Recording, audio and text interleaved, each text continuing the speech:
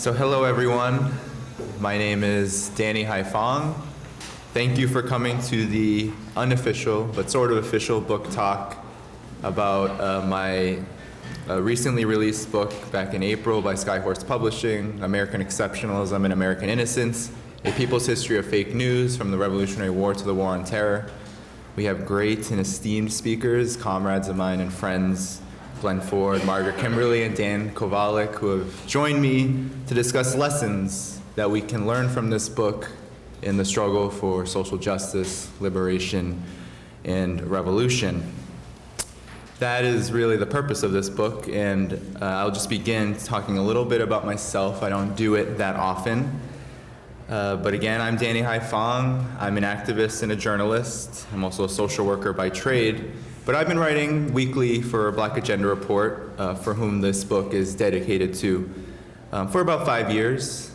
I grew up in Cambridge, Massachusetts, which many know as the land of MIT, Harvard, and smug coastal elitism. But I grew up in a working class family. I'm the son of a Vietnam War veteran and a Vietnamese mother whose experiences with trauma profoundly shaped my life. Historical trauma is a relatively new term, and it's not really used by most radicals or leftists.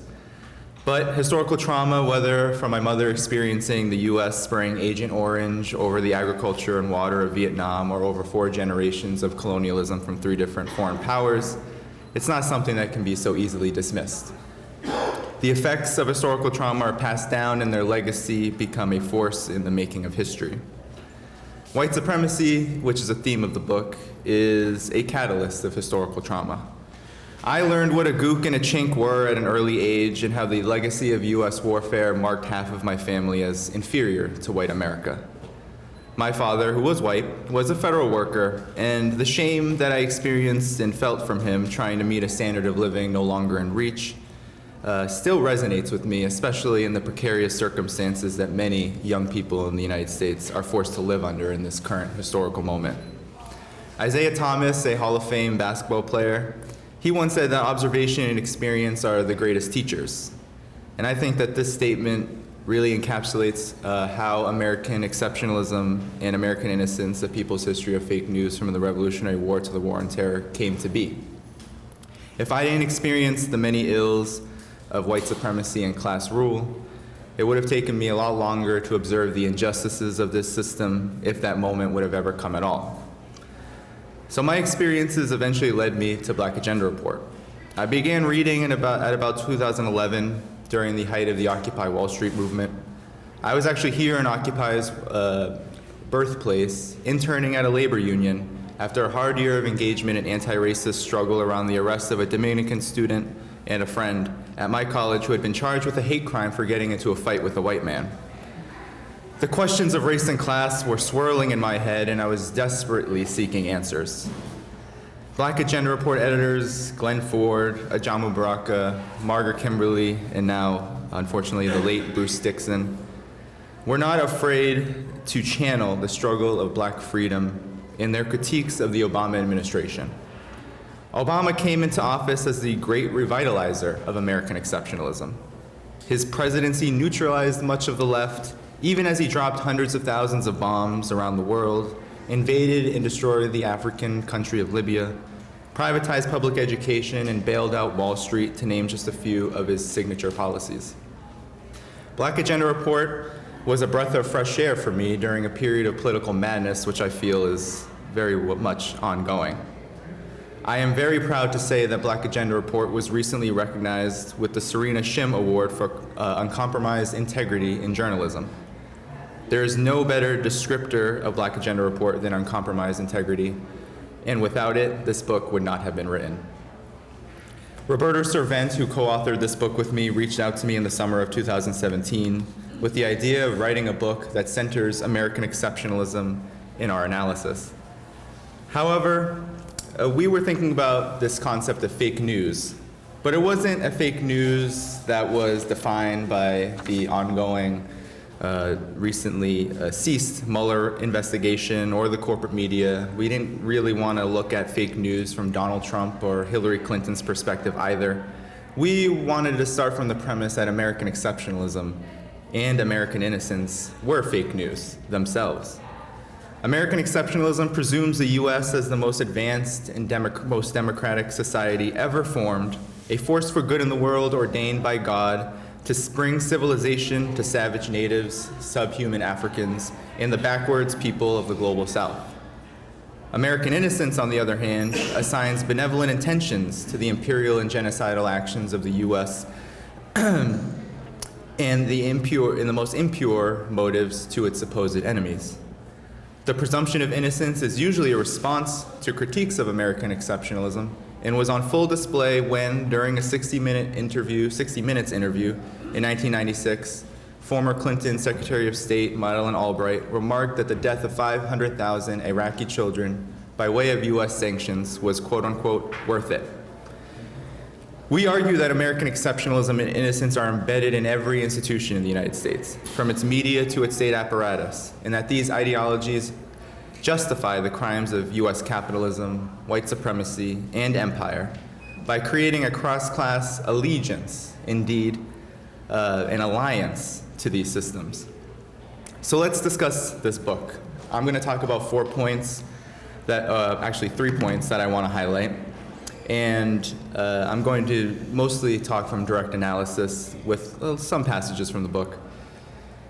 So the first point is American exceptionalism really relies on this narrative of the American dream and American prosperity. And at the core of these myths is the profit motive. The U.S. is a capitalist society where rugged individualism is celebrated and the so-called free market rarely ever questioned. The pervasiveness of American exceptionalism and innocence is a large reason why. Its purveyors in the corporate media in Washington tell us that dictators in nations such as Syria are brutalizing their own people, but rarely mention the brutality that capitalism levels upon workers and poor people right here in the USA. Instead, we are fed the narrative that the U.S. is the most prosperous economy in human history. Here, workers can lift themselves up by their bootstraps and achieve the American dream, which is a euphemism for getting rich by working hard. Yet most Americans find themselves working harder and getting poorer. Black America, for example, according to the Economic Policy Institute, is in many ways in worse economic condition than in 1968. Black America possesses a higher unemployment rate than in 1968 and is dangerously close to possessing zero wealth by 2050 if current trends persist. This sounds more like what Malcolm X called an American nightmare rather than an American dream. The myth of the American dream, which is regurgitated ad nauseum by corporate sporting leagues such as the NBA and figures such as Ellen and Oprah, make us feel that prosperity is in reach when in fact we are being fleeced by an entrenched oligarchy. This oligarchy became fat from slavery and indigenous genocide, then took its system global to become the most formidable empire on the planet. After World War II, the U.S. comprised of over half of the world's gross domestic product. This is when the myth of the American dream reached its peak popularity. Some economists have called this age the golden age of capitalism. Indeed, living standards for millions of people improved as a result of the massive expansion of the war industry and redistributive policies that were largely fought for and won by the efforts of labor. But what did the narrative of American exceptionalism and the American dream leave out? It left out millions of people who were killed as a result of U.S. military spending during World War II. This includes the U.S. firebombing of Dresden alongside the United Kingdom.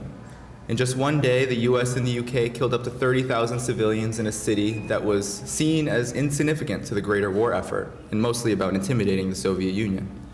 It also excludes the Black Americans who remain subjected to the terrorism of Jim Crow. The myth of the Golden Age negates completely the reality that thousands of workers went on strike and forced the US capitalist class to concede the right to form a union and the right to Social Security, among other policies that improved living conditions in the post-war period. The golden age of American capitalism was always fleeting. During the golden age, anti-communism was encouraged and socialists were suppressed by McCarthyism and the FBI's COINTELPRO operations. This allowed the ideology of American exceptionalism to flourish in the labor movement, and the struggle for social justice was divided and unprepared for the assault that was to come in the mid-1970s. Wages have been stagnant since this period, and currently just 3 individuals, Jeff Bezos, Bill Gates, and Warren Buffett, own more wealth than the bottom half of the U.S. population. 4 out of 5 people in the U.S. live paycheck to paycheck, and nearly half can't afford a $500 emergency. Thousands die in the U.S. each year from a lack of health care, and hundreds of thousands sleep outside or in a shelter on any given night. One must really be asleep to believe in the American dream. The second point that we really stress in this book is white supremacy. And white supremacy and American exceptionalism are 2 peas in a pod. American exceptionalism cloaks the crimes of the U.S. imperial state under the banner of whiteness. When this banner is challenged, the rulers of the system cry innocence. Our book doesn't seek to justify or challenge the white supremacy of Donald Trump or the political right, as vile as it is. More concerning is the ways in which American exceptionalism has been propped up by the so-called liberal opposition to President Trump. We've seen this in the ongoing Colin Kaepernick situation, which we also highlight throughout the book. The NFL quarterback Colin Kaepernick was banned from the NFL for standing up to the racist military state as personified in its national anthem. Trump's comment that Kaepernick was a son of a bee and should be fired elicited an equally problematic response by those who see Trump as an embarrassment to American exceptionalist ethos. NFL owners and the corporate media demanded that the nation come together to fight Trump while ignoring the substance of Kaepernick's protest or the fact that he remains blacklisted from the NFL. American exceptionalism then not only manifests as the fiery patriotism and openly chauvinistic politics of people like Ray Moore, but also the supposedly well-intentioned reform efforts spearheaded by wealthy, self-identified liberals in the Democratic Party. The ideology reminds us that white supremacy isn't bigotry alone. It is a system of power that relies on mythologies to oppress, exploit, and destroy its targets. So American exceptionalism really equals white supremacy. The United States is the largest apartheid state in the world and the longest standing. It is a monument to white supremacy whose formation depended upon the corpses of enslaved Africans and indigenous people. The afterlives of slavery live on in the mass incarceration regime, which warehouses 2 million people, 40% of whom are black men, or the quote-unquote mud people that Wells Fargo financiers referenced when they were preying on the black community leading up to the 2007-2008 crisis. Hundreds of black Americans are killed by the police each year, and black unemployment is twice that of whites. An ideology that presumes the United States as a force for good in the world, which American exceptionalism does, must also believe that white supremacy is a force for good in the world. The third point that I want to really stress about the book is inclusion and diversity. This is a very pervasive political strand in the left at this time, and we believe it's one of the most insidious forms of American exceptionalism in this era. We have 2 chapters dedicated to this question of inclusion and diversity, Saving American Exceptionalism, Barack Obama, Hillary Clinton, and the Politics of Inclusion, and The Violence of Inclusion, where we argue that the focus on diversity is a response to the revolutionary movements of the 60s and 70s. These neoliberal narratives tell us that the U.S. has come a long way by drawing a straight line from the struggles of black Americans for self-determination to the rise of leaders such as Barack Obama. The same goes for the struggle for women's rights and the rise of people like Hillary Clinton. Obama, Clinton, and the so-called inclusive members of the ruling class operate as valuable weapons of counterinsurgency warfare against radical and revolutionary social transformation. Their unquestionable loyalty to Wall Street and the war machine has made this explicitly clear. Inclusion and diversity are meant to comfort us and show us that a more reformed, indeed a more civilized-looking society exists. One can find diversity initiatives in every university, or at least most universities and colleges in this country. Ruth Bader Ginsburg, Supreme Court Justice, recently praised right-wing Supreme Court Judge Brett Kavanaugh for hiring an all-women's clerk team. In 2016, Hillary Clinton demanded it was her turn to be the first woman commander-in-chief. The corporate media has praised the likes of Boeing and Lockheed Martin for being run by mainly women executives. And during the annual Pride celebration this year, the NSA tweeted an image of its headquarters in rainbow colors. We argue that diversity and inclusion promote a dangerous form of careerism and loyalty to the dictates of American exceptionalism, American innocence, and the imperialist nightmare that these ideologies protect. While the political right has no interest in including Black Americans or anyone else deemed inferior within its ranks, the Democratic Party has become the engine of diversity. Democratic Party elites tell us that diversity is what the US is all about and that the careers of individuals like Clinton, Obama, and others like Kamala Harris demonstrate that the US is an indispensable nation. In the book, we criticize the politics of inclusion, but avoid repeating right-wing talking points about identity politics, which are driven mainly by racial animus. We don't take part either in the debate about the virtue of representation or diversity in the abstract.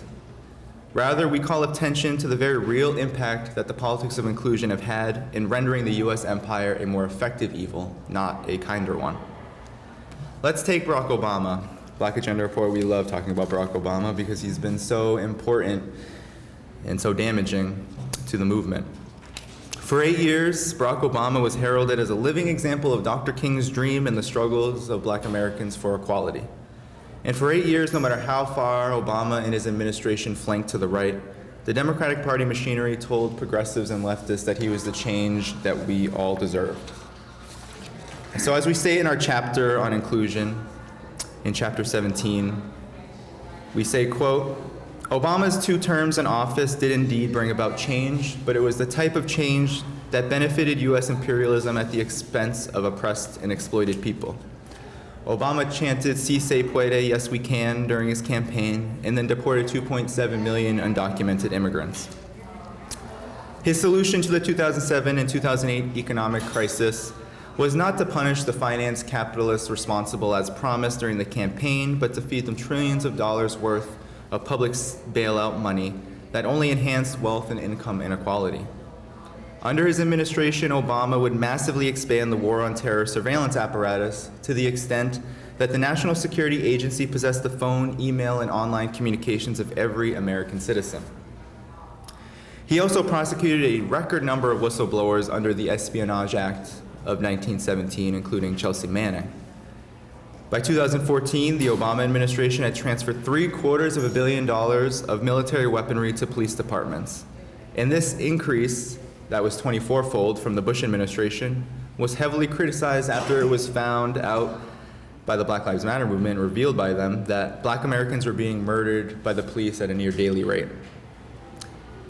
Obama's foreign policy was equally destructive.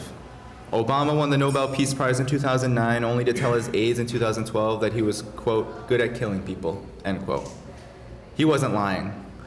In contrast to just 52 drone strikes under the George W. Bush administration, the Obama administration conducted several hundred drone strikes and murdered over 4,000 people, including several American citizens, in countries such as Yemen, Pakistan, Somalia, and Afghanistan.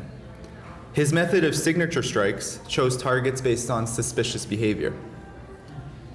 To the administration, this was defined as all military-aged men in the aforementioned countries.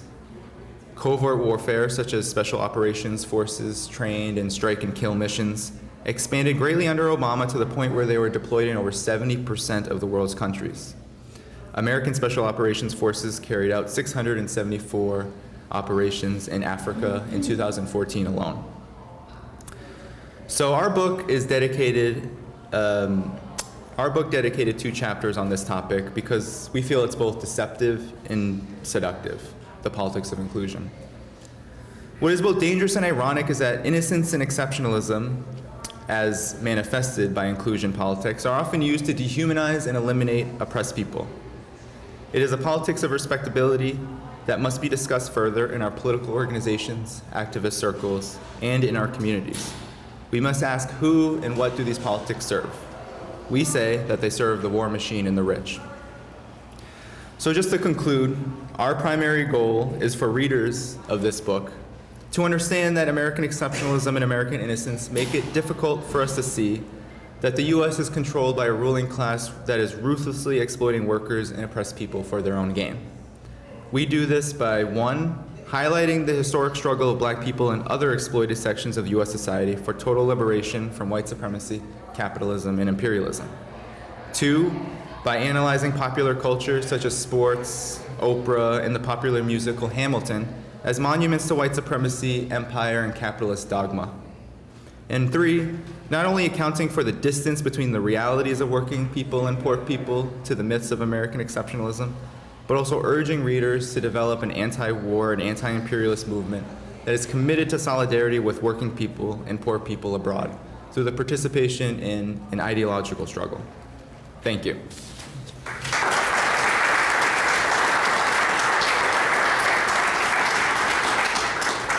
So I don't have a bio for my fellow speakers, but they can introduce themselves. I will say that Dan Kovalik is up next, and he will talk about the many things he speaks about, especially imperialism in Venezuela. Thank you.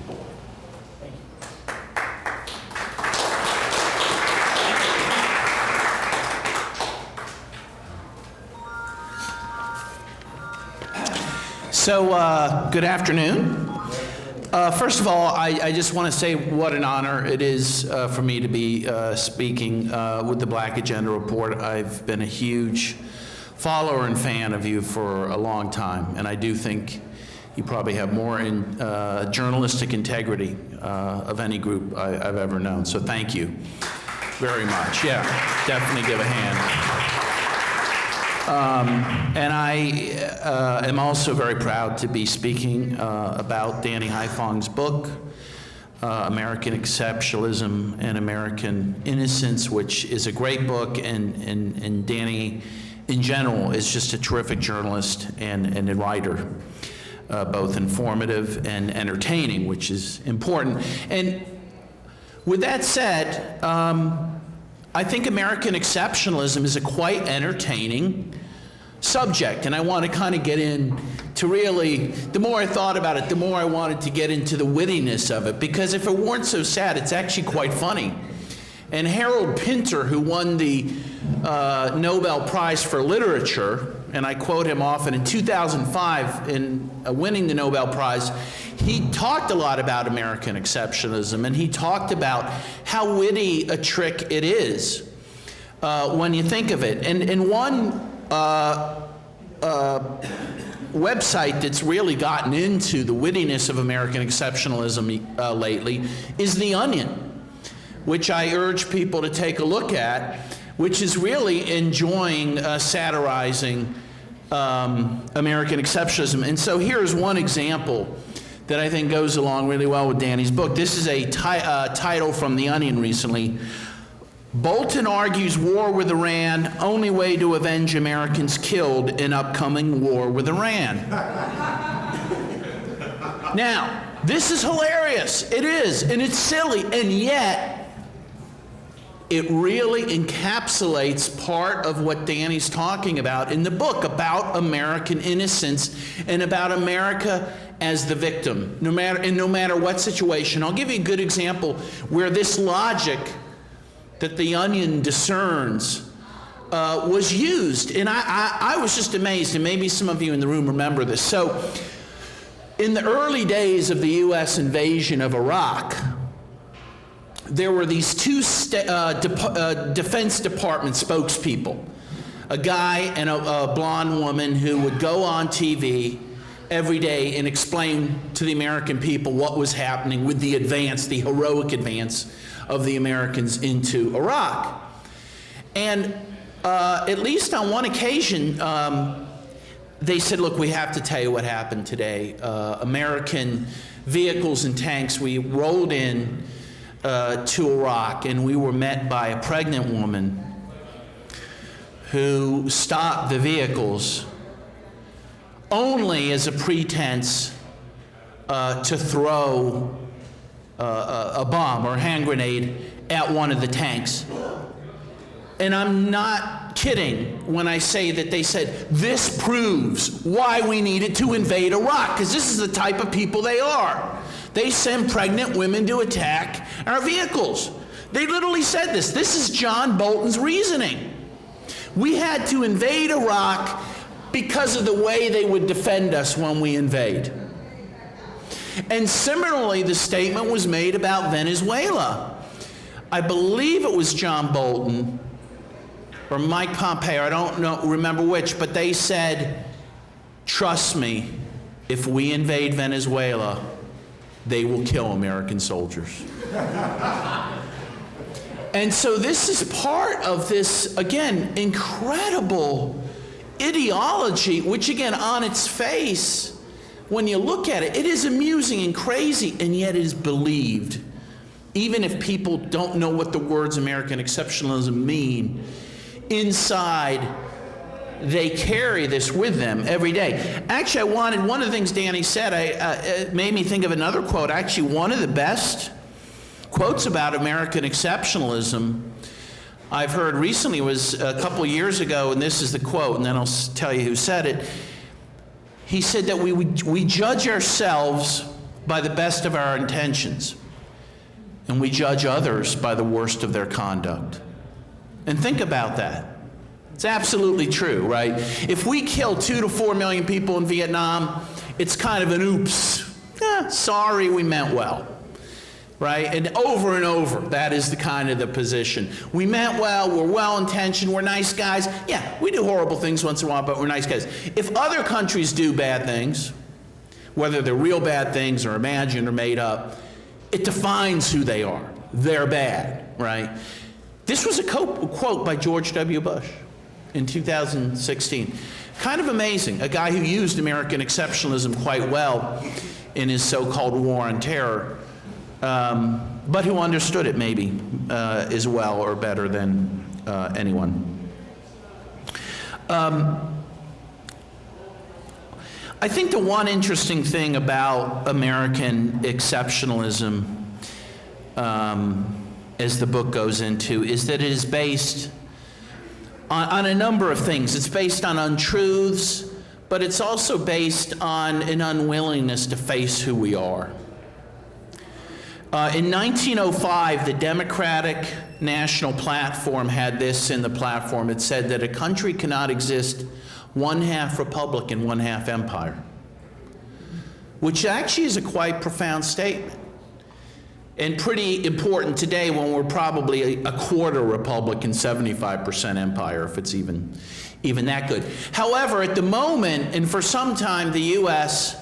has refused to recognize itself as an empire. It's the only empire that has ever existed on this planet that hasn't admitted it's an empire. Most empires are proud of being empires, right? The British Empire, the empire never, it was the empire where the sun never set. The Romans were not ashamed of their empire. But we're not an empire. Meanwhile, the Romans had 33 international bases, military bases, when they had their empire. The British, at the height of their empire, had 36 international military bases. The U.S. has at least 800 international military bases, but we're not an empire. It's really one of the most incredible mind games ever played on our population, but on the world. Which also, and the other thing this book that I like about American exceptionalism, it gets into also popular culture and Hollywood as promoters of American exceptionalism. In one movie, of course, that comes to mind when you talk about empire is Star Wars, right? Where the empire is so important, right? The whole struggle is by the fledgling rebel group and the empire. And when I was growing up, and I assume like a lot of kids my age, because I was 7 or 8 or something at the time I first started Star Wars, I identified with the rebels and thought that that was the U.S., right? Fighting against maybe the Soviet Empire or an imaginary empire, it didn't matter. But, in my view, we would never be the empire, we got to be the rebels, right? Of course, as I later grew up, I realized how absurd that was, but my guess is that's how most Americans think. Meanwhile, those on the left, I learned later, those who had grown up in the 60s, thought immediately that the rebels had to be the Vietnamese fighting the United States, which actually makes a lot more sense, right? But that's how we've really turned the world upside down in this doctrine of American exceptionalism, where not only is the U.S. innocent, it's always the underdog. That's the other incredible thing. We have more nuclear weapons, we have the biggest military by far in the world, and yet somehow we're always the underdog, right? I once wrote a piece, you remember the hockey, 1980, the miracle team, when the U.S. beat the Soviet Union. How's it a miracle that the most powerful country in the world beat another country in hockey? It's the only miracle is that people believed it was a miracle. And again, there's probably people in the room that find that horribly offensive, but it's actually true, and it's, again, part of this American exceptionalism and this assumption of innocence. And the other kind of part of the innocence and the victimhood is also the no right of others to defend themselves against us. That's a very important part of all this, which of course gets to the John Bolton quote, for example. But like, you look at Vietnam, for example, and what was the casus belli of the big, major congressional authorization of the war in Vietnam was the Gulf of Tonkin incident. First of all, it didn't happen. Okay, let's start with that premise. But what was said to have happened? That the Vietnamese attacked 2 U.S. naval ships in international waters while the U.S. was pounding Vietnam with napalm and Agent Orange and incendiary bombs, while U.S. soldiers were murdering.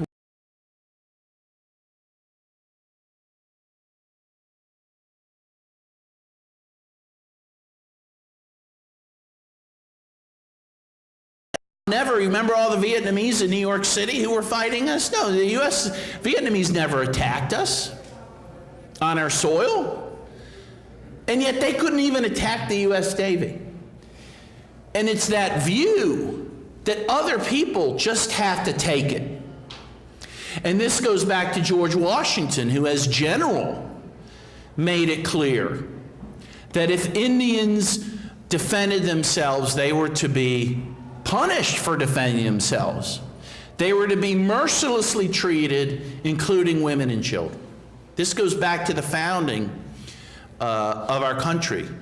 And that's why now with Iran, they shoot the U.S., again, incredible notions of entitlement the U.S. has. Again, a part of American exceptionalism. U.S. sends naval ships, troops, drones, etc., to the Persian Gulf where the Iranians live, right? It's like going to someone's neighborhood and says, we want to fight you, starts shooting stuff into the air, including drones, and then when one is shot down, you're attacking us. How is that possible that we're the ones being attacked, that we're the victims? But again, it is that underpinning of American exceptionalism that is so important to that. The last thing I want to close, how much time do I have, by the way? Okay, it's perfect. One of the very important and the most spoiled children of American exceptionalism is humanitarian interventionism, another subject of the book, right? Which is now, I believe, a competing doctrine, which is maybe the most strong pro-war doctrine I've ever seen. And humanitarian interventionism, or R2P, responsibility to protect, these are doctrines, again, very linked to and come from American exceptionalism. They are the ideas that the West and the U.S. in particular not only may, but must intervene around the world in defense of human rights. And it is such a powerful doctrine that people, including and especially liberals, tend to believe if the U.S. is not bombing somewhere, the U.S. is not upholding human rights principles. Again, that sounds outrageous, but let's take a recent example. After one of the alleged chemical attacks in Syria, this was shortly after Trump was elected, I want to say March, April of 2017. Trump responded by a bombing raid in Damascus near the airport. I believe that's what he hit. In any case, he was applauded by the elite media, by the liberal media, by liberal pundits as acting presidential. Do you remember that? It's one of the few times they acknowledged that he was acting presidential. Why? Because, again, the U.S. must act militarily in order for human rights to be upheld. That is an assumption. When, of course, the real assumption people should have is that for human rights around the world to be protected, the U.S. must refrain from intervention and must stay home. One of the most fascinating and illustrative examples of this mind, there's an F word I could use, but mind manipulation was the run-up and the invasion of Libya. And why? So first of all, one of the intellectual authors, one of the people who pushed for that intervention was Samantha Power, Ms. Genocide herself, right? She became famous with a Pulitzer Prize winning book called A Problem from Hell. It's a 1,000-page tome about genocide and how the West has screwed up, not by committing genocide. She never talks about any of those examples because, of course, the U.S. never commits genocide, but they've screwed up by not doing enough around the world to stop genocide, right?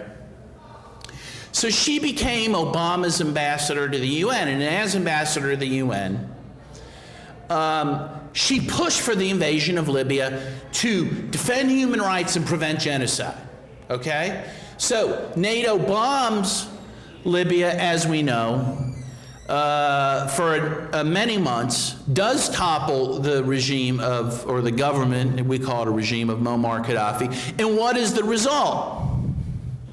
Genocide. Not only did she not prevent genocide, she and Clinton and Susan Power helped create it. And how? Not just by siding with jihadists in Libya to overthrow the government, but by a lie that they made to justify that invasion. And the lie was that Gaddafi was using black mercenaries to fight his war in Libya. This was not true. In fact, the media was happy to repeat this lie, and they said, you know how you can tell the black mercenaries? From their uniforms. They wear yellow hard hats. Yeah, they were construction workers. But what did this do? Not only did it help lie us into a war that destroyed a nation now that has slaves being sold openly on the streets, but it marked black Libyans for genocide because they weren't people, they weren't workers, they were mercenaries. And so during and after the toppling of Gaddafi, the jihadists went after black people in Libya. They depopulated black towns. They arrested black people en masse. They summarily killed black people, and now they're enslaving black people. And so the mother of the anti-genocide movement, Samantha Power, actually became a genocidaire. And yet you'll rarely hear anyone say that. And I'm sure she sleeps well at night. If you look at her Twitter feed, and I do, her background picture is of her kids playing soccer back in Boston. But in any case, this is the height of hubris and hypocrisy that really, to me, illustrates this dangerous doctrine of American exceptionalism more than any other. And I will just end with this quote. by Eduardo Galeano, who said, every time the U.S. saves a country, it converts it either into an insane asylum or a cemetery. And that is true, and we know this to be true. That is why what we need to do is not be looking for the next place to intervene to protect human rights, but the next place to stop a war by the United States. Thank you.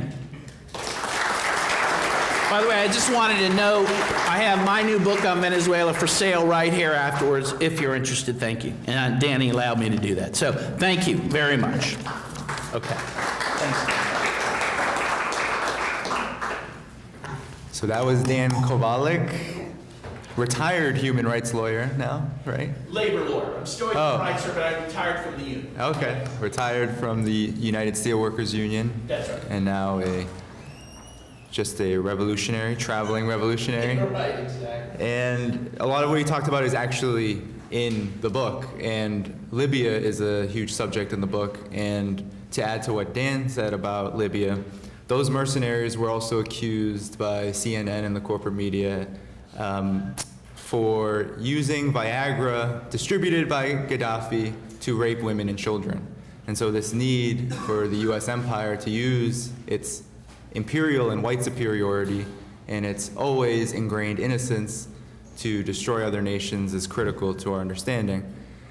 One quick announcement before we get to our next speaker. This book, American Exceptionalism and American Innocence, is on sale at the Haymarket table. They were very generous to allow that, so if you're interested, please, I'll be around. Hopefully we'll have 30 to 45 minutes of speaking and questions after our speakers, so please stick around and also pick up a copy of the book if you choose. So next is Executive Editor of Black Agenda Report, Glen Ford, and always an inspiration, so he will come and speak a few words. Thank you.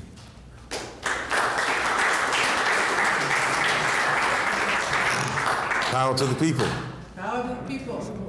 You know, this book is really exceptional. It's a wide-ranging book and very creatively put together. But its wide-rangingness is really of necessity because exceptionalism is baked in to the American narrative and into the American popular consciousness. And saying that exceptionalism is baked in really is just another way of saying that lies are baked in. The U.S. mythology is a lie. It is a fallacy.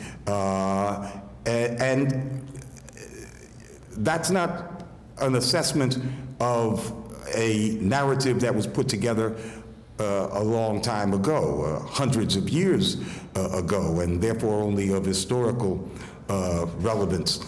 The U.S. corporate media, their job is to, every day, create a narrative for what is going on in the world that makes the United States seem exceptional and a force for good, and alternatively, one that is under attack from every Lilliputian in the world all the time. They have to handle these contradicting narratives, but they do it. That's what being a journalist in the corporate media is today. How people who are skilled at handling contradictory narratives, neither one of which is true, and constant lies, and making them seem sensical. This is a difficult skill that they have mastered, but it has nothing at all to do with journalism. Now, I think it's important that this book really examine at so many levels the baked into-ness of white supremacy in the American history. Because even people on the left, since it has been so baked in, don't recognize the primacy of white supremacy as part of, as the mission of these folks. nearly enough. In the declaration, the brother was talking about U.S. empire today. Well, you know, these founding fathers, they thought of what they were doing even before they had defeated the British colonial army. They thought, and they verbalized it, that they were putting in motion an incipient empire. For them, coming from a much smaller place, Europe, a small country, many of them had disembarked from Holland, little tiny places when you get to a U.S. scale. And here they were looking out across this continent saying all of that should by right be ours. Meanwhile, there are more people living on that continent than their little colonies on the eastern fringe. But they believed that they had it by, they said divine right, but everything they did and also said by racial rights, because these people were not human beings. So in their Declaration of Independence, their founding document before there actually is a government, they say, they blame the Brits. They explain why they want to separate from the Brits by saying that the British are exhorting the savages, meaning the Native Americans, against us, and they are encouraging the slaves to revolt. Well, so that is their justification for separating from the British. Because the British would not allow them to continue their unlimited depredations against the native people with whom the British had agreements.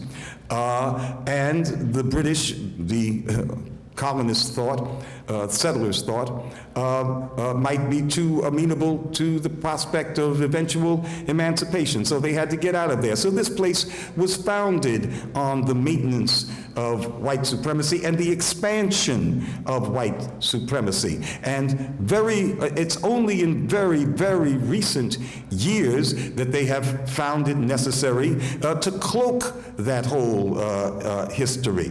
We need to look at the United States as a white settler nation. And if we do, then everything that it in fact has done in history makes great sense. And that history of the development and expansion of a white settler nation goes directly to the present day. The United States' closest relationships with other nations in the world is with what's commonly called the Five Eyes. The Five Eyes are the United States, Canada, Britain, New Zealand, and Australia.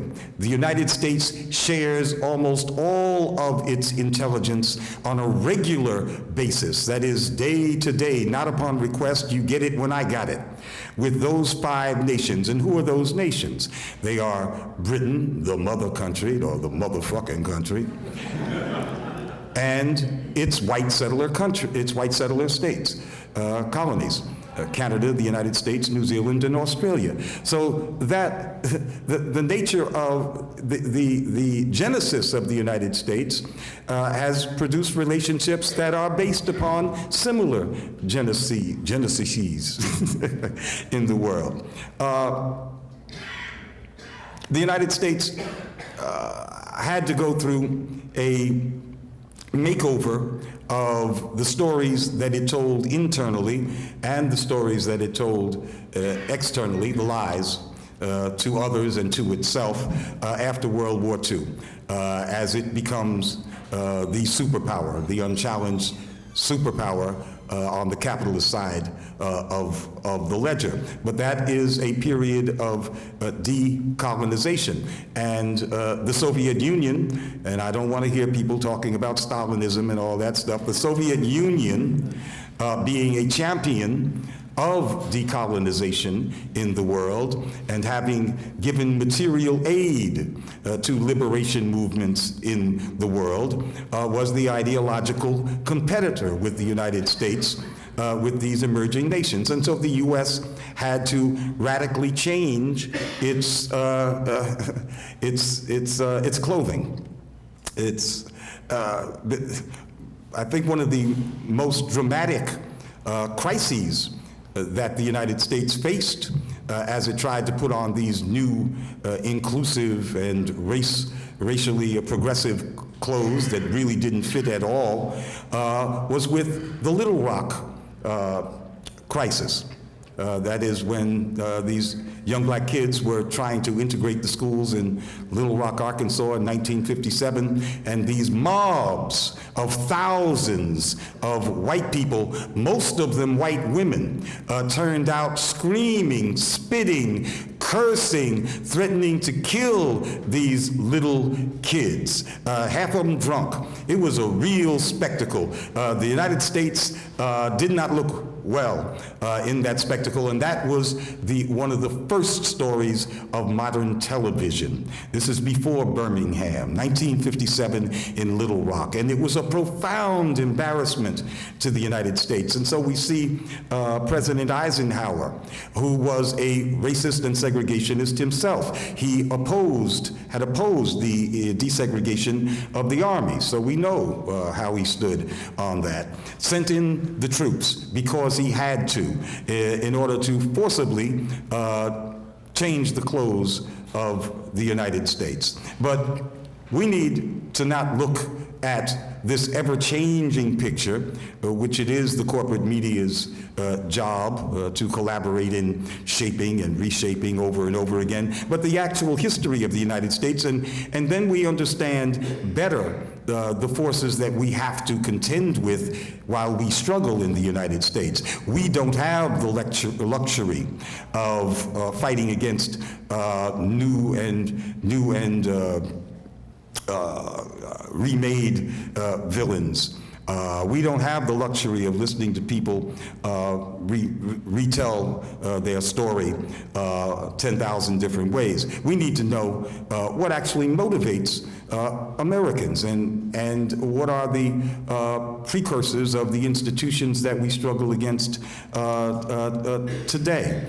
We have to understand that the United States was the world's first racially regimented society.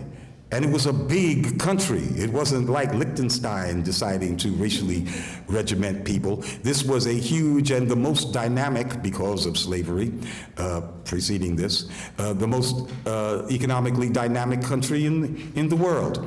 And they set about the project, this is during Jim Crow, post-emancipation, of creating the first fully racially regimented society. And Hitler admired that, and he said so. That's what he wanted to do with his country, and this big, vibrant country had already done it. And of course, South Africa admired that.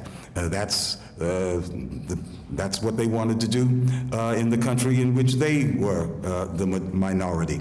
So the United States has not just been embarrassing in its racial peccadillos, it is the champion of white supremacy in the world. And in fact, if you understand that it is the champion of white supremacy in the world, and deserves all of those, that description, then you understand why we have the Boltons that our friend was describing. These are white supremacists to the bone.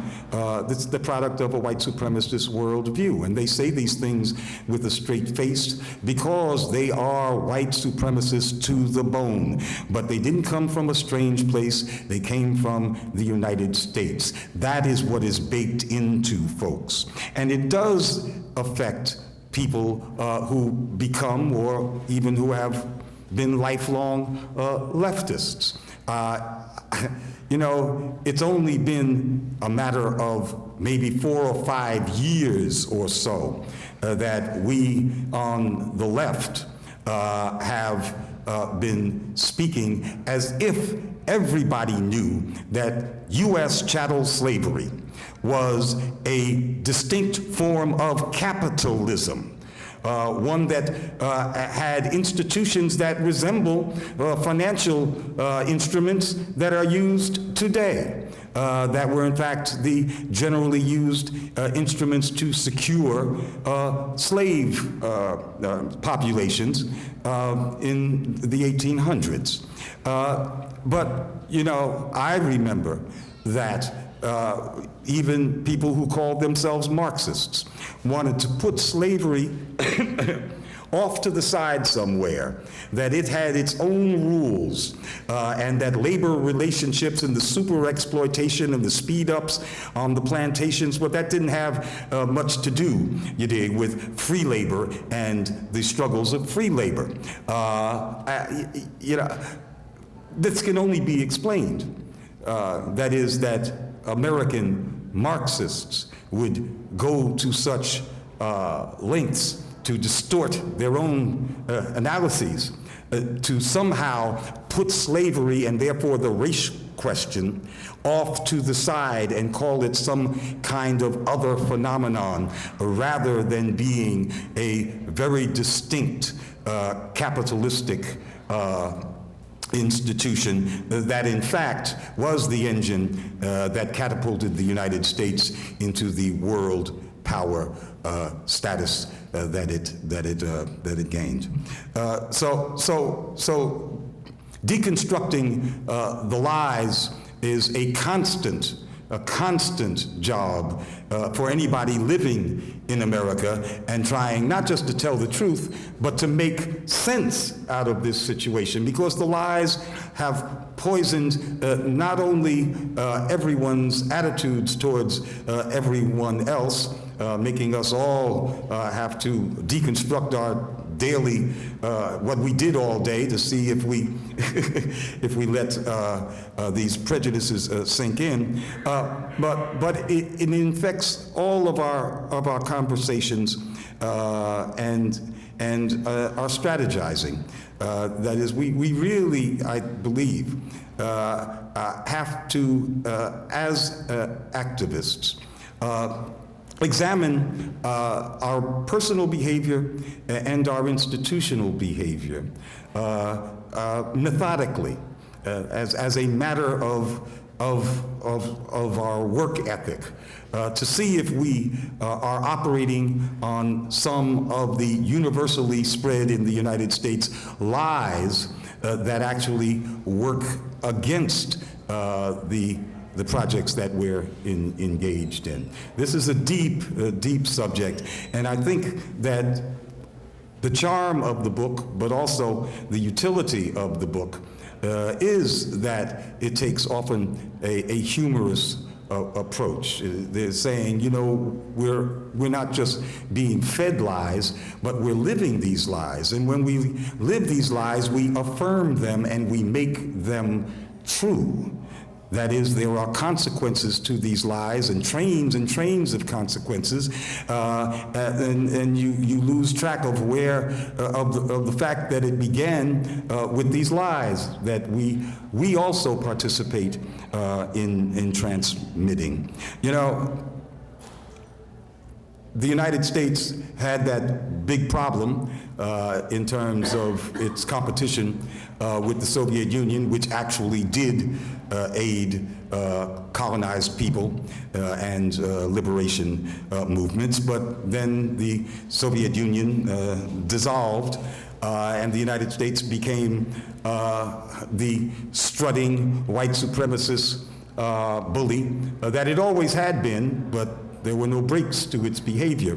And that's when we see hyper aggression becoming daily U.S. policy, and now accepted, as was explained, as the proper behavior for a superpower. Superpower must bomb, lest someone forget that that's what he does.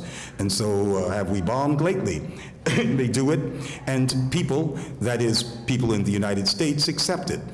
People around the world are appalled and shocked and terrified by it, and and become determined to somehow, by hook or crook, get rid of this mad dog country. But it works in the United States, and it's now working among a segment of the black population of the United States, which used to, in my youth, and even when I wasn't young anymore, be generally immune to much of the white supremacist imperialist propaganda that comes out of all of the organs of the rulers of the United States.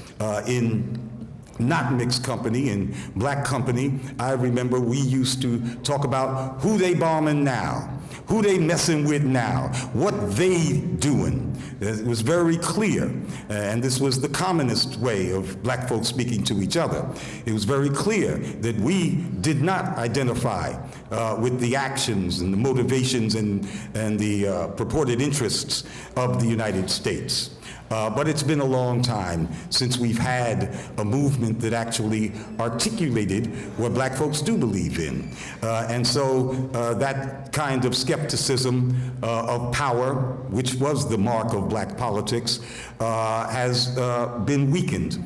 And now with Russiagate, we see the spectacle of Maxine Waters, who not too long ago was righteously accusing the CIA of bringing crack into her city of Los Angeles. And she, for a long period of time, waged that campaign against the CIA. Now she believes everything that the CIA says, everything the FBI says, and she's strutting around with an American flag to prove that she's now one of the converted. But she's recently converted, and this kind of behavior is rather recent in black America.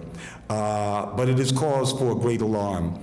It means that we have not had a movement for so long that those anti-imperialist, anti-white supremacist, anti-rule of the rich sentiments that were hallmarks of black politics, things you didn't even have to explain, they were just assumed. Those are not reliable anymore, and that's quite dangerous. If black folks are the most politically volatile and left-leaning constituency in the country, whose active participation has been absolutely necessary if there is to be broad-based movements for social transformation, if we are getting brainwashed and following behind Auntie Maxine Waters, then that's a movement that's a problem for anybody who wants to remake the movement.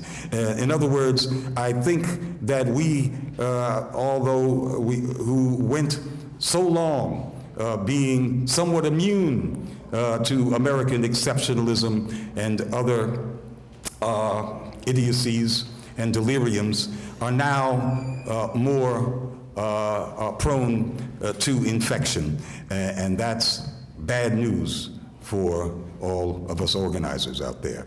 Power to the people.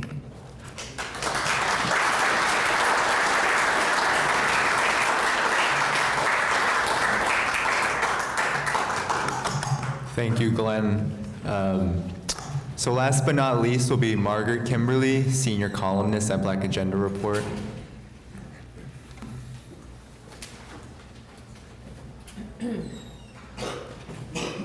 Thank you, Danny. I just, before I begin my remarks, I just want to, some of you may not realize who the person is whose photo is on the podium. Bruce Dixon, our managing editor at Black Agenda Report. He passed away yesterday. And we are, all of us, in just being here today, paying homage to him. Thank you very much, Danny. Thank you for dedicating the book to me. Danny dedicated the book to the Black Agenda Report team. And he didn't tell me. I didn't know until I opened the book. I was like, oh my God, that's my name in there. So thank you so much. It's a funny thing. Glen just made reference to the 5 eyes. intelligence agencies spawned by British settler colonialism. And if the truth about Russiagate ever comes out, we will see the role of the Five Eyes in this story. And I'm deviating a little bit, but it's an opportunity to talk about it. There was foreign intelligence agency involvement in the 2016 election, but it was MI6. It was the Australians. I find it difficult to believe, and nobody should believe, that George Papadopoulos, who was a nobody in Trump's campaign, a volunteer in London, and that the Australian ambassador would want to talk to him. No, he wouldn't. He was being spied on. But anyway, that's another story. Perhaps next year it'll all come out and I can talk about it then. But the subject of fake news. Fake news is all we get in the US. It's all we're told as we're growing up. Glen also mentioned the Declaration of Independence.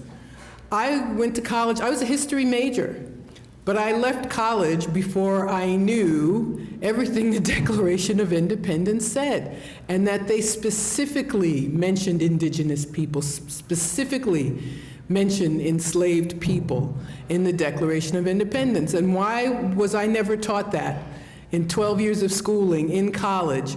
Because if you tell the truth, then people behave differently.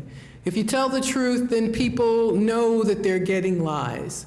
So it's fake news as we're growing up, fake news when we turn on the networks, fake news when we read the papers of record, the New York Times and the Washington Post, fake news on MSNBC and CNN. And we have a burden, unfortunately, to learn a lot on our own. And that's of course, why we come to places like the Left Forum. And it amazes me when I look back the number of lies I was told my entire life. I remember when the Soviet Union collapsed, and all I had a notion that I was being lied to, something about the Russians, or maybe they said the Soviets, but that this state was much weaker, despite, being this monster that was going to, attack us in our beds at night or something, that it had its own internal problems. And then it collapsed. And I remember saying to myself, you mean to tell me after all and I was an adult, of course, I was a little embarrassed to admit it now, but how many lies, the depth and the repetition through the news, through education, through popular culture that I had taken in. And so it's the organizing principle of the country. And we can see it today. No one, or very few people, question that the US has a right to attack Iran, has a right to attack Venezuela, people who are allegedly respectable, actually talking about the Monroe Doctrine. I mean, 200 years after the fact, people, they should be embarrassed, but they're not. It's our backyard, which, first of all, sounds so stupid. It sounds like someone, protecting their lawn or something, but it's our backyard, and which presumably means nobody else has a backyard. Does anybody else have a backyard? Russia didn't have a backyard in Ukraine, which was right next door, but the whole world is America's backyard. Venezuela can be, or Iran, any country can be America's backyard. And they talk openly about when Trump called, there was going to be a strike and Trump changed his mind. Was Trump praised by the media? No. They were saying, oh, this sets a precedent, he could be questioned, he looks weak. Liberal media who are allegedly don't like him repeated all of these things. In Venezuela, the only issue is whether they were smart enough to have a coup, not whether the US had a right to do it, not whether the US has a right to impose sanctions on that country, which have killed 40,000 people, according to a recent study. Another fact, by the way, that the corporate media don't mention. Unless you move in our circles, you don't even know that this happened. But this exceptionalism does not just impact foreign policy. It impacts our daily lives. It impacts domestic policy. A couple of days ago, I saw on Twitter Newt Gingrich. I thought he was dead, but anyway, no, he's still around, and he's on Twitter. And he was tweeting about student loan debt and the question of whether or not loans should be forgiven. And he said, well, if leftists want to do this, they should give money to the people who already paid back their loans. It's not fair to them. Now, I paid my student loan. I don't begrudge anybody. Let everybody off the hook. That's what I say. But I thought about it, and he's not the only one who says this. I've heard people, allegedly intelligent, sensible people, say similar things. And I think this notion of America being exceptional, it means, well, people think it means that they live in this perfect society. Americans are incapable of even imagining something different. So if all your life you're told you have to pay back student loans and somebody comes along and says, maybe not, instead of saying, oh, I never thought about that. Nope, can't be done, shouldn't be done, how are you gonna pay for that? People are gonna get away with something, all sorts of retrograde opinions because someone has mentioned something that is different. And so it's this weird thing where people can't imagine anything different because we're so wonderful. So when people see something that they should oppose, for example, the asylum seekers at the border with Mexico, and children being separated from their parents and children being kept in these horrible conditions, what people say it's bad, they say they want to stop it, that's good, but then they say, this is not who we are. Well, yes it is. It is who we are. This is a country which keeps more people in prison than any other country on the planet, where pregnant women are kept in prison and give birth in shackles, where for hundreds of years families were separated by the slavery system. So it is who we are. So even in denouncing a policy that people don't like, there's still this resistance, this very strong resistance to acknowledging the history of this country. I think literally it's too painful for people, too much cognitive dissonance, if I may say. So we know that we as individuals, we're resistant to change. In our collective identities, we are resistant to change, especially if we feel we're being criticized. And so I try to be, I guess, somewhat empathetic when I think about my own growth. Most of my life I was a Democrat. Now all I do is talk about dumping the Democrats. But for most of my life I was. And before I became part of the Black Agenda Report team and availed myself of some self-education, I was, to a certain degree, part of that cohort. And so I know it's going to be a heavy lift to get people to change, but I also know that it can be done. And when there are crises, that's the moment. When Bush stole the election in 2000, my whole life I was told, well, it's kind of possible you could lose the popular vote and still be elected president, but it is not going to happen. It's, mathematically impossible. But there we were. The person who lost is the one who was sworn in as president. The election was stolen. The party that got stolen from was silent and went along. And I think we have to use these events, these eye-opening events, to strike and to organize and to educate ourselves in the struggle. Decolonizing is a hot term of the day, but it's a lifelong struggle. I just speak for myself.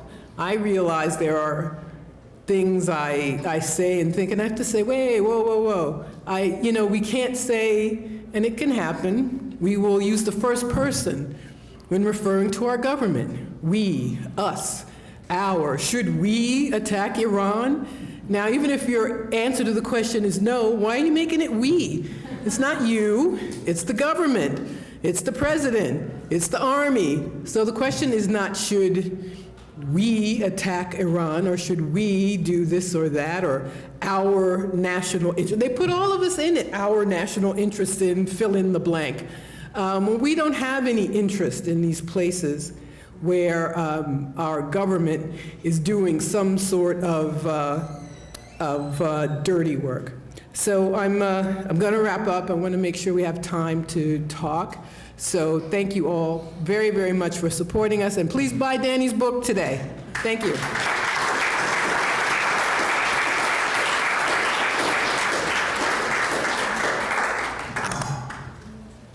Thank you, Margaret.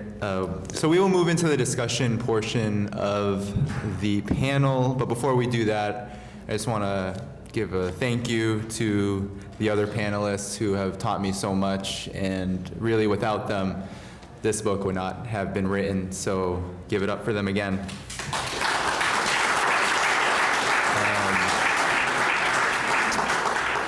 So before we get in, I just want to say a few closing remarks before we get into the discussion. What is beautiful about this panel to me is that, I chose Margaret, Glen, and Dan to speak with me because I knew that they would basically talk about what my book says and save me from having to figure out what should I really focus on. Dan talked about humanitarian intervention, which there's a chapter in the book about that. Glen talked a lot about the historic struggle of Black America for self-determination and its anti-war history. And we reference that many times throughout the book, and how in one chapter, Should Imperialism Matter to Black Lives Matter, that retreat of that historical consensus is a huge reason why imperialism is really not on the table of discussion, even in movements such as the Black Lives Matter movement broadly. So we talk about the intricacies of that, the highlights, the ups and downs of the last 5 years or so of that nascent movement. And Margaret talked a lot about Russiagate, and we have a chapter in the book called If It's Bad, Blame Russia, where we really analyze the Cold War, the Soviet era of history, and how that has had a huge influence on the way that Russiagate is talked about and its influence in our movements. And we really want to highlight in the book that this Russophobia, this anti-Russian hysteria, is rooted in anti-communism, and it's rooted in white supremacy. And it's rooted in the notion that Russians are evil and that they are lurking under our beds, that they're stealing our elections and stealing our freedoms, quote unquote. So, we talk about in the book how we really need to go towards an internationalist perspective. That's really the next step. We have 80% of people in the United States wanting a Green New Deal, 80%, or Democrats at least, 80% of Democrats who vote Democrat wanting Medicare for all. But not many people know that Paul Robeson, for example, his kids were raised in the Soviet Union and they were educated there. And so when we talk about American exceptionalism, we're talking about a process, an ideological process that's all about ensuring that we see people around the world, people struggling around the world, oppressed people as our enemies. And we have to really begin to study and understand the processes that are going on and really unlearn these myths that are teaching us that Russians are in fact out to get us, when in fact the US was never a democracy at all. So with that said, I think what we're going to do is take maybe one question at a time. I'm not a moderator per se, so be patient and please try to keep it to a minute if you have comments. So in the front right here, yeah, you. Thank you for the very good panel, excellent. I want to commend the publisher, Haiphong Books, for publishing this book. Not all their titles. I don't mean to interrupt, but so Haymarket didn't publish the book. Skywars Publishing actually did. Haymarket is allowing it to be sold on at their table. So just to clarify, if that at all has an influence on your comments, Yeah, but well, it segues into my comments because there are other trends within the left. And I particularly think of a book called, I think it's called Indispensable. I believe that is a Haymarket title, but it talks about what they call the red-brown alliance of basically left people supporting right movements. And it is a trend within the left, thankfully not in this panel, but if you could speak to that trend and how your particular analysis differs from that particular analysis, I would appreciate that. Thank you. Thanks. Does anyone want to answer that question? Okay, I'll answer it, then Margaret will come up. So yes, my view on that trend is that it's complete horseshit. It makes me very angry, actually, because in this era of Russiagate, especially in the era of Trump, let's be honest, the left has taken a marked turn to the right. And that's not just because of Donald Trump. A lot of people you may talk to may think, oh, it's because of Trump's racism and it's because of Trump's bigotry and his sexism and all of that. All those things are legitimate issues. However, what has really taken the left to the right is this wholehearted belief of what the corporate media and the US intelligence apparatus has said about Russia and what they continue to do in relation to its conspiracy that Russia somehow was able to influence the elections to the point of electing Donald Trump. And so this whole red-brown alliance, I see it as an extension of anti-communism. There are still many Americans who, especially older Americans, but even younger leftists who continue to see Russia with the eyes of the Soviet Union. The understanding that Russia still represents this so-called totalitarian dictatorship. And really it's a racist leaning, and it's a problem that speaks to the ideological confusion in this country. Because with prominent leftists in left publications, I won't say their names here, but you may know who they are, to continue to equate not only today's Russia with the Soviet Union. Today's Russian government is more of the product of the United States than it is the product of the Soviet Union. The US backed Boris Yeltsin in '96, destroyed it, and then he went on to dissolve parliament, bomb parliament actually, used the military to bomb parliament, and to create a one-president constitution, basically. And that's the government that the evil Putin resides in right now. However, this red-brown alliance question is so troubling because we have people calling governments like Syria products of national liberation movements against colonialism fascist. We have the leftists saying that Russia is fascist when, in fact, the Soviet Union lost tens of millions of people, 27 million, I think, during World War II, fighting off the Nazis. And actually, if you want to look at Putin's real history, his family comes from that tradition. Regardless of what we may think of Putin himself as an individual, we have to understand that it seems pretty ludicrous to call Russia's current economy and its current state a fascist state. So that's all I'll say on that, and I'll let Margaret add on anything she wants to tackle on. I have to say, I keep hearing about a red-brown alliance, but I don't know who is being discussed. I mean, who is this red-brown alliance? Can you name a group, a person? I think it's fictitious, just to be quite honest with you. I think leftists have differences of opinion, especially over Syria. But I don't know any leftists who are working with fascists. I don't know who is being discussed. So I think this is a trope, that's a hot word these days, that I just don't go along with. I don't know if you care to tell me if there is someone I'm missing, if you want. I don't want to put you on the spot, of who is being referred to. I find that many of the people who use this term of a red-brown alliance are beating up on leftists who are anti-imperialist. That's been my experience with this term.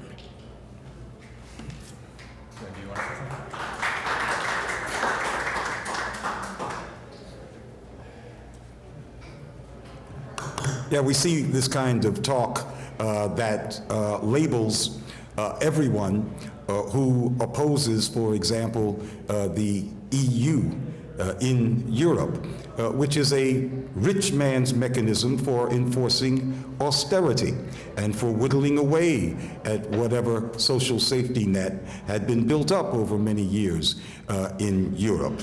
This is an EU. You saw what they did to Greece and how they just strangled and pummeled and tortured the Greek people to show that nobody bucks the bankers' regime of the EU. How in the world are people who call themselves leftists and Marxists taking the side of that capitalist machinery, the EU? And this flows over into the discussion about Brexit. I have no doubt that there are sizable groups of folks who supported Brexit in Britain who resemble Trump's people in Louisiana. But that is no reason for leftists to then take a position against Brexit or pro-EU. Obviously, any leftist who takes that position has been walked down the American exceptionalist narrative path, and that's the furniture and the landmarks that he or she knows. But they're not thinking like independent left activists. They're just mouthing what the narrative. In terms of Russia, you know, Russia's not my country. The greatest danger to the world is U.S. imperialism.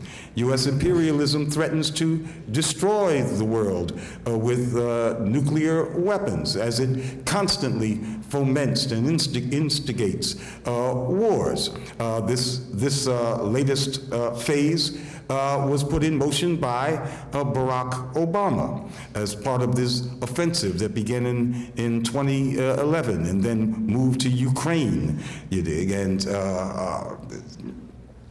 just a horrible, destabilizing period in history.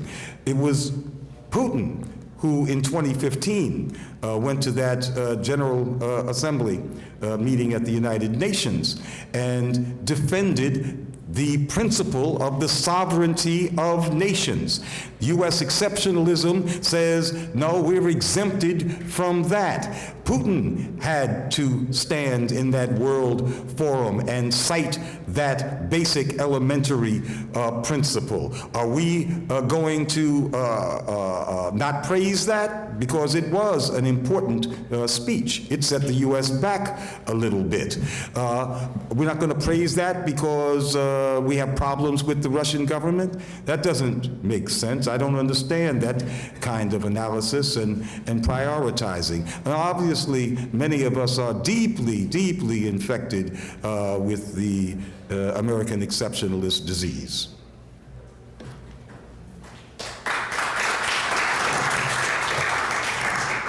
So I'll take a question. The woman in the back over there. Yeah. So this is sort of related to my last question. What do you see as the danger from groups like the ADL and the SPLC that claim to be fighting against hate or fighting against white supremacy, but actually depend for their existence on people being afraid of white supremacy and redefining these terms so that they silence genuine criticisms of imperialism, criticisms of the left, etc.? How can we fight back against these groups, basically? So does anyone else want to take that question? I'll take it as well, but then Glen. So yeah, that was kind of the architect of this Red-Brown Alliance term. Those organizations, they've really fed into that. My take is that, and the reason why this book was made was to really counter and challenge this notion that the United States is always on a path toward becoming a more perfect union. That's a huge piece of American exceptionalism. And this idea of reformism that is so deeply embedded without a revolutionary movement, without a really mass movement on the ground in this country, American exceptionalism and those assumptions become dominant. And so when Russiagate happened, it was really American exceptionalism going off the deep end. And so a lot of organizations and left-leaning organizations, liberal organizations, liberals, the corporate media, there was a historical consensus between them around the predations of the intelligence apparatus. And so the intelligence apparatus really cares about demonizing and dismantling and neutralizing leftists. And what ended up happening was we became equated with the so-called political right that had made Trump ascendant, and the political right was then equated with Russia for making Trump ascendant. And so, in order to really fight that trend, it's really going to take an analysis of what Russiagate is, and we do that in the book, but also understanding who are the sources of this and what are our interests in upholding it? Because if these organizations are going to mimic the narratives of the State Department, the CIA, guys like John Brennan, then ultimately that's where their interests lie. And there is no amount of pontification or justification around whatever Russia supposedly is or isn't. All of it, in the final analysis, it is ultimately a project of the U.S. military state and the intelligence apparatus, and that anyone who goes along with it is either unaware of that or wholly aware and see it as beneficial to their careers, to their organizations, and to their ultimate interests, and completely antithetical to the interests of a real left. And so I hope that we come away from this book and we come away from this panel and come away from reading things like Black Agenda Report with the commitment to challenging that.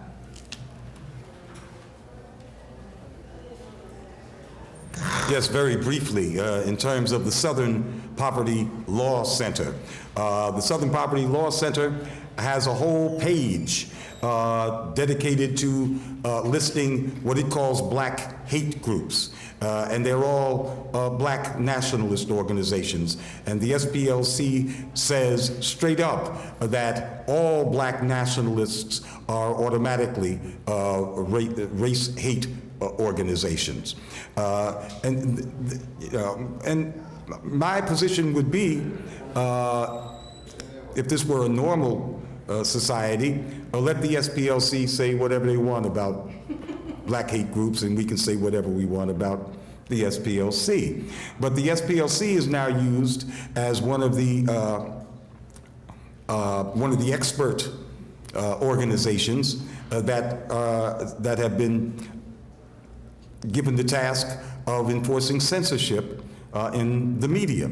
And so we see on Facebook, for example, in terms of black hate speech, on Facebook, more and more folks complain, black Facebook users, that they're being kicked off or suspended just for having regular black conversations about the racial situation, because it hurts the sensibilities, apparently, of the checkers, whether robotic or human, that Facebook employs to monitor these conversations. My position, given the relationship of forces, is that black people should not call for censorship of anybody, because it will always come down on us first.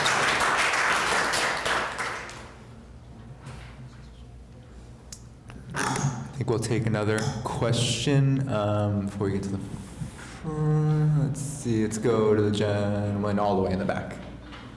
Yeah, my question's about like the iconography and the symbolism of empire, and particularly this empire, like, personified in the form of Columbia, like a torch-bearing woman with a cloak and gown, moving into like maybe the Uncle Sam character, or crotchety old man, and like, where are we now? It seems like our symbolism stands out as easily recognizable.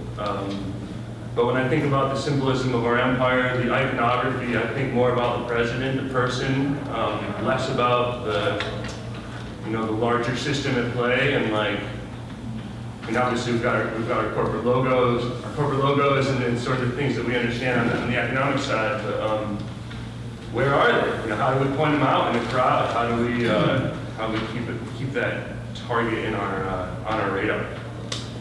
Good question. Does anyone want to take it too? Okay. How about Margaret first, and I'll go after. We have to stop using these symbols ourselves, and we have to replace them. You know, 4th of July is this week coming up, and I know people who don't call themselves patriotic. They're just going to their cousin's backyard barbecue or going to see fireworks or whatever, but they'll wear red, white, and blue. And, you know, part of me is like, all right, I shouldn't bother somebody because they're wearing red, white, and blue, but part of me says, no, we need to stop that. Yes, you can still go to your cousin's cookout, but wear red, black, and green instead. These symbols are deeply embedded in us, and we don't even realize, like the word Columbia, it's about Columbus, the District of Columbia. Even British Columbia is a province, even pre-Columbian art. We've got to find new ways to talk about this stuff and point it out when we see it and refuse to use it ourselves whenever we can. But I think replacing is the most important thing, because I don't think you can just take things away from people. I think then you have resentment. People even defend something they don't really want to defend. So it's a heavy lift, but I do believe we have to start.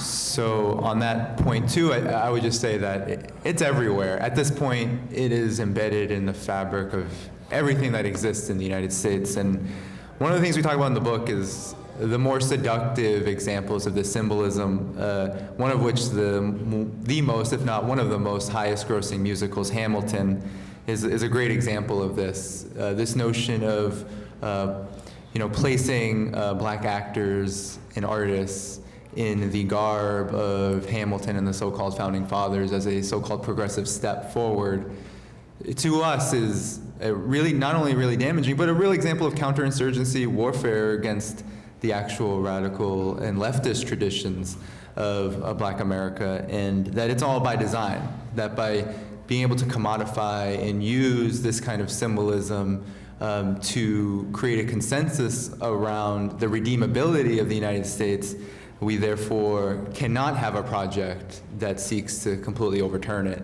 And that's the importance of symbolism, because it's really political education. We're trying to do the opposite kind of political education, but the vast majority of people in the United States, even the most progressive people in the United States, are very vulnerable to this. Yeah.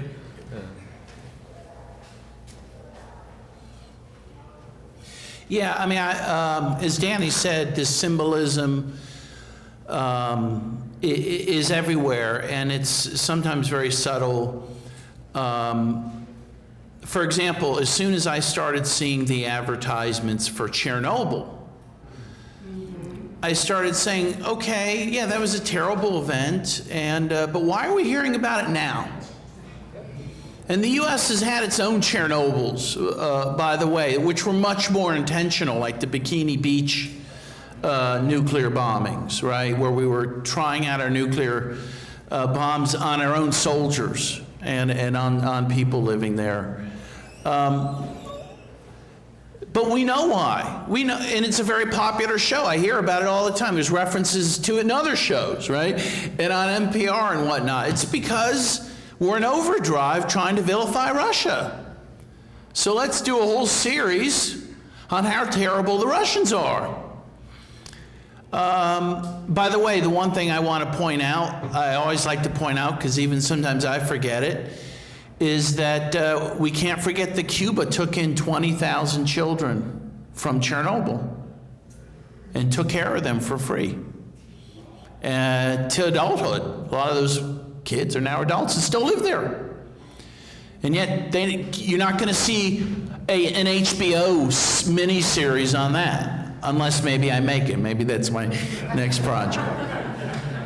But the other thing you see, my kids, for example, love the Marvel comic movies, you know, and those have very, I mean, I wouldn't even say subtle forms of jingoism. So you had Black Panther, for example, which was lauded as a victory for African Americans in this country, right? There was one white good guy in it, and what was he? He was a CIA agent. It's not even subtle, right? The CIA is working for black liberation, right? And of course, we can go even deeper to Black Panther. We could have a whole panel on it, right? So who was the bad guy in it? He was the guy saying they should internationalize the struggle for liberation. And he was called Killmonger. I mean, again, not even subtle, right? And in the end, so what do they do in the end when the good guys, win, the more pacifist people win? They open a community center in Oakland, which of course was one of the, birthplaces of the Black Panther movement. So, I mean, this is everywhere. The Captain Marvel movie, which again was seen as a victory for feminism, at the end, she allows one of the kids to decide what color her uniform's going to be, and what color does it end up being? Red, white, and blue, of course, right? But the other thing you see, of course, which is also quite obvious, is how militarized our sporting events have become, right? Every sporting event has to have military people there carrying a flag, singing. We always have to, of course, sing the national anthem, even before kids' sporting events. Let me just tell you, not every country does this. Not every country sees the gathering of 3 or more people as an occasion to sing their national anthem. And so, yeah, I mean, these are the things that need to be pointed out. You go to a movie theater, you're often, even before the previews, they'll have an advertisement for the U.S. military. Come join us, right? So it is very deep in our culture and our sporting events. And yeah, I mean, it's very troubling. And again, but it needs to be called out for what it is. So real quickly, I am also a big fan of the Marvel Comics movies, and one of the references we make in the book to them is, first of all, 1,800 films and movies and television shows have been directly intervened upon by the CIA and the Pentagon, and they've had a role in it. But Captain America, we talk about how the shield of Captain America represents this notion that the United States is capable of defending nations around the world. And if people don't know the story of Captain America, he was fighting the equivalent of the Nazis during the World War II period. And we have a chapter about World War II where we talk about how the United States, the biggest industrialists of the United States, were helping Hitler and the Nazi regime through direct military financing and campaign financing prior to its eventual entrance into the war. So anyway, that's just an aside. Next question, I think. Woman, please. Yes, the woman back there who's been raising her hand for a while.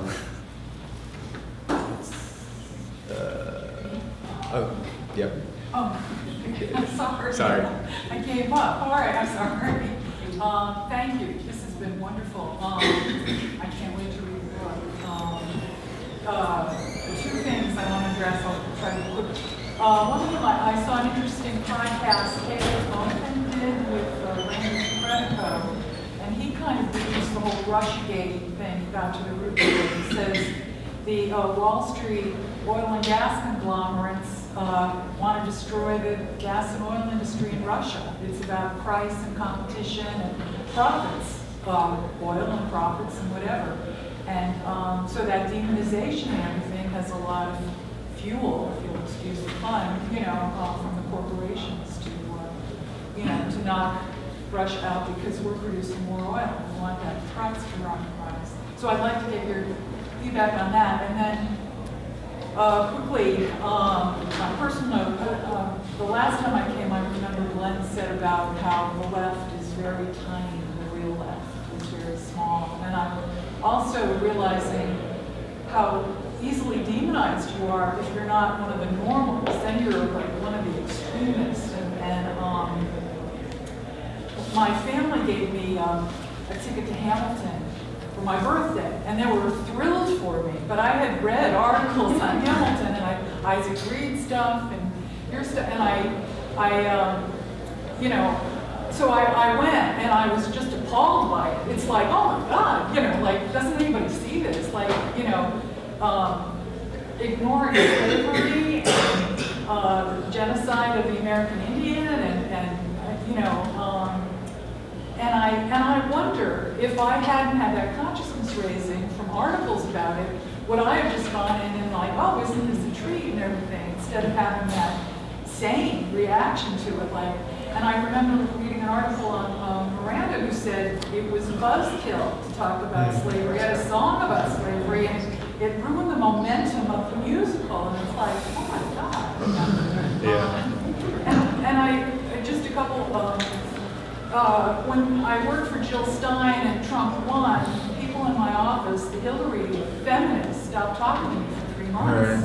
And one woman screamed at me when I called her a war criminal finally. We had a discussion about it, and she jumped up like a 2-year-old with her hands over, and then she said, you're getting your information wrong, you're getting your information wrong. And it was, you know, and she's supposed to be the most political, enlightened one in the office and stuff. And then just finally, I tweet a lot, and I work 3rd shift, so I tweet at night. And there were this group of Hillbot tweeters who discovered I was tweeting at night and assumed, with their excellent detective work, I was a Russian bot. I lived in Russia because of the time of day. And that, you know, that witch hunting, I mean, it was comical, but it was also like, holy shit, like, you know, because they had found how easily they jumped to that conclusion. It's kind of creepy. Okay. So we have about 5 minutes left. So there's one question in there that I'll just real briefly, then the gentleman right here has a question. But I'll just address it real quickly. I think the entire U.S. effort to destabilize Russia is all about economic competition. It's about Russia's economy actually growing. People say, some leftists like to say it's an imperialist country, but its capitalist infrastructure is way too weak at the moment, but it is ascending.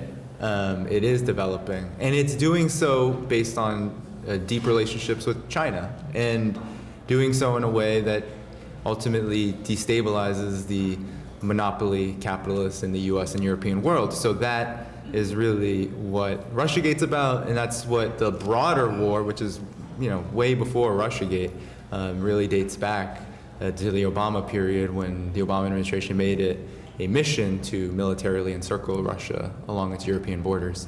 Does anyone want to take the question on the Russia? We'll take the gentleman right here. When we refer that not mixing of the government and the people of the country, like when we refer the US thinks so, India thinks so, that makes up lots of things in the mind, subconscious mind of people to legitimize the action of that particular country. Like US make intervention in Iran in terms of war. Taking them, the word used repeatedly on TV news and people who write that this is what US is doing, as if that US president has the mandate of US, and that subconscious might create lots of problem in terms of mixing people of that country and the ruling party or the government or the president of the country in terms of protesting them. Thanks for the comment. You had a question. You're hearing it for a long time. For a question? Do you have a question? Yes. One phrase that you used that stood out is about these ideologies that are baked in.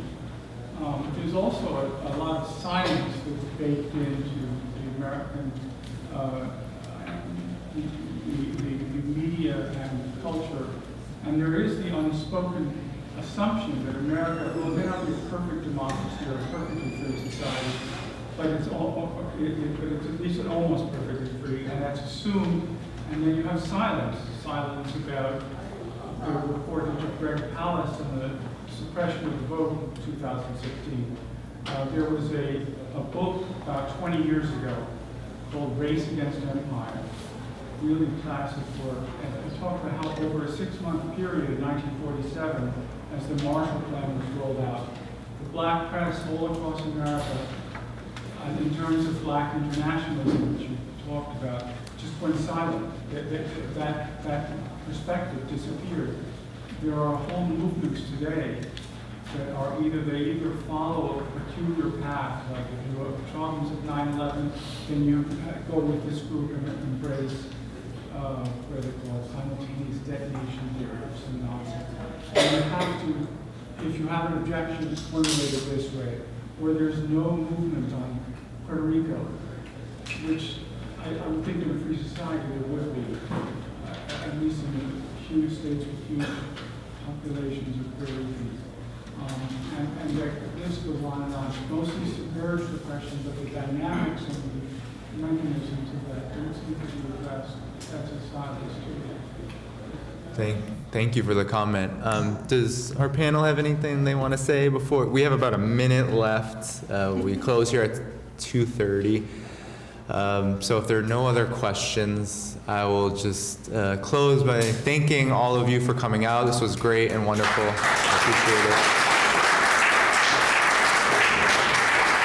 I'll stick around for a few minutes. There are books here. Dan Kovalik's The Plot to Overthrow Venezuela. Haymarket is selling my book if you're interested in picking up a copy. I really appreciate the support.